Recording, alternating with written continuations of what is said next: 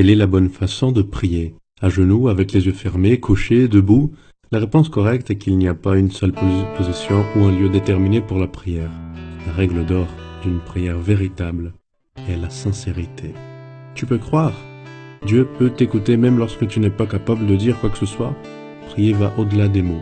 Dans la Bible, nous trouvons des formes variées de prière. David a prié lorsqu'il était dans le champ de bataille, face au géant Goliath. Paul et Silas ont prié dans une cellule de prison. Pierre a prié tandis qu'il s'enfonçait dans les eaux de la mer. Jésus a prié avec les bras ouverts lorsqu'il était cloué sur la croix. Au 2e chapitre de Jonas, nous trouvons une prière faite dans un lieu extrêmement improbable, dans le ventre d'un grand poisson. Les mots à lui sont poétiques. Au premier verset, nous lisons « Jonas, dans le ventre du poisson, pria l'Éternel son Dieu. Il dit « Dans ma détresse, j'ai invoqué l'Éternel, et il m'a exaucé. Du sein du séjour des morts, j'ai crié, et tu as entendu ma voix. » Dieu entend les prières, peu importe le lieu ou la circonstance. Ce qui importe est la sincérité qui compose la demande. Au dernier verset, nous trouvons le résultat de la prière. Jonas a été vomi par le grand poisson justement sur le lieu qu'il ne voulait pas aller, Ninive.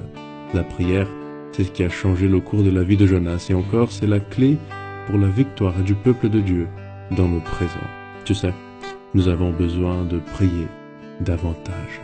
Si tu veux un conseil pour améliorer ta vie de prière, débarrasse-toi des stéréotypes de prière.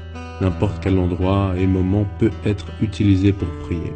Sur le siège de la voiture, en faisant la queue pour la banque, sous la douche ou dans une salle de chirurgie. Ce que Dieu attend, c'est la sincérité de ta part. J'aime la déclaration écrite par Ellen White dans le livre Patriarches et Prophètes, qui dit « Les plus grandes victoires de l'Église de Christ, ou du chrétien en particulier, ne sont pas celles qui sont remportées au travers les talents ou l'éducation, par la richesse ou par la faveur des hommes.